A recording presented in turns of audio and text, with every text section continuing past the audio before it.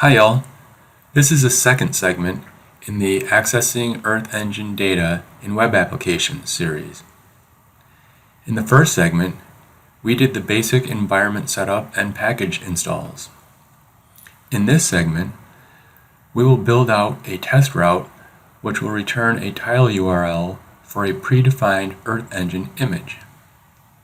To avoid having to type out all of the lines of code, I have created a branch in the GitHub repo where you can copy and paste from or simply clone and check out the branch Step 2 test route. The link to the repo is in the description below. First, let's work on the server-side code. This is the code that actually talks to Earth Engine. But to make that happen, we'll have to add a few things to our application.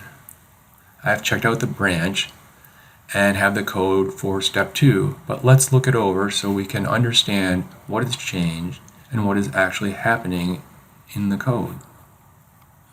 So you will notice here in app.py that we have included request and JSONify from Flask.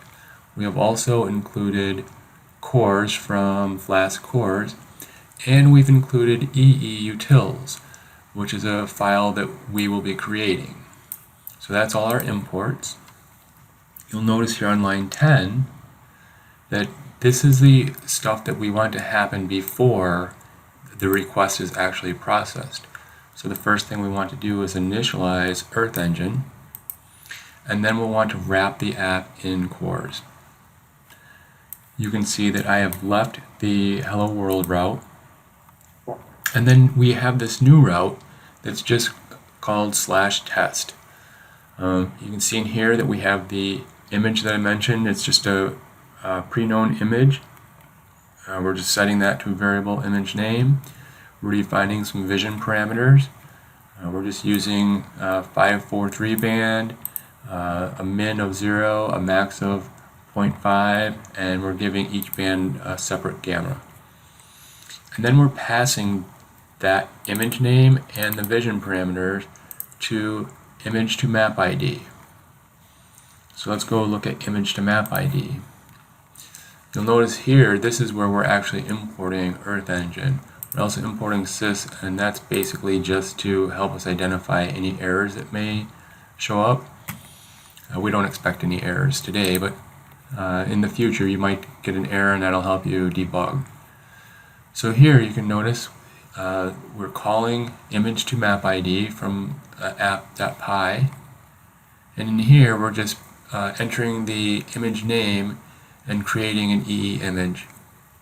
Then with that EE image we're just asking Earth Engine to get the map ID, and we're sending it the vision params. That returns the map info, and inside the map info the thing that we're interested in is the tile fetcher URL, and we're just creating a simple JSON object and attaching the URL format to a URL variable, and we're returning this object. And then back here you can see that we get that object, we're setting that to URL, and then we're just passing that to JSONify, which actually wraps it as a JSON object, and it's passing back 200 as the code for the browser. So let's take a look at that in the browser. So that's just localhost 5000/test. And you can see that that builds the JSON object, the URL, and it actually has the URL to the tiles. So you notice in here there's a Z, an X, and a Y. So if you were just to take this and put it into a browser, it's not going to work. It's going to throw errors because the Z, X, and Y need to be filled out, and those are filled out by the mapping API that we'll be using. So let's take a minute and look at the client-side code that we're going to use. Okay, so again, this is all in the repo. This is the client-side code in the Earth Engine application directory. And you can notice that this is the index.html. There's not a lot here. So basically, we're just importing OpenLayer CSS. We're importing the Earth Engine demo CSS, which is basically just making it a full screen application. We're importing jQuery. We're importing OpenLayers. We're importing maputils.js, which are the utilities that we need for the map. So we've got the map variable. It's a global variable, so we can access it anywhere in the application. We've set our API URL to our API. You can actually substitute localhost in here or use the 127.0.0.1. It's totally up to you. This is the actual load map, so this is actually going to use whatever the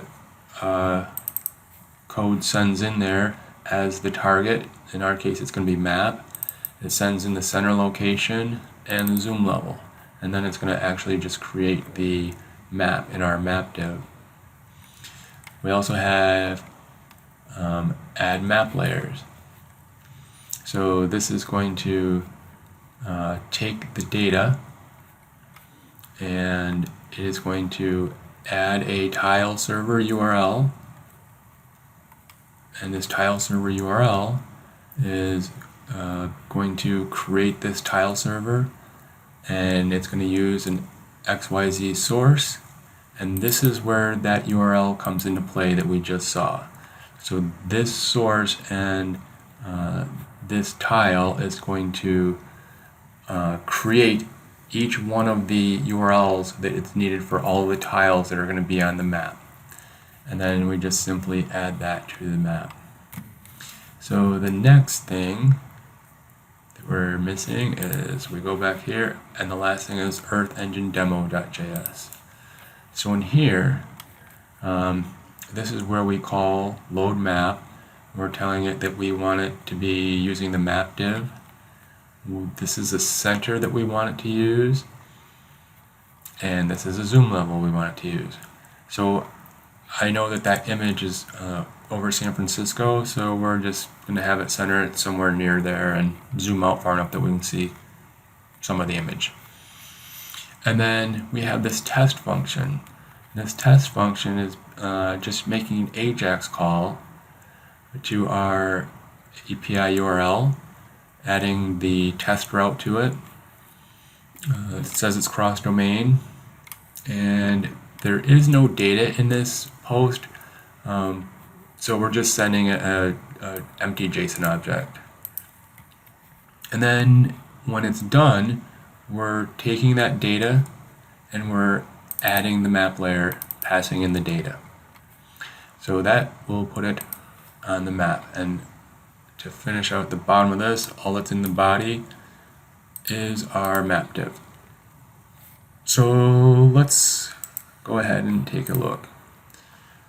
Actually, before we do that, let's see. Right, so we're actually calling the test function as soon as we load. So let's go ahead and open this in the browser and see what happens. Okay, good. So you notice that we have the OpenStreetMaps map underneath there, but this is the image that we just got back from our API, which gets it from Earth Engine. And you can see you can zoom in and it'll load different tiles as it changes. Yeah, so that's it. Thanks, guys.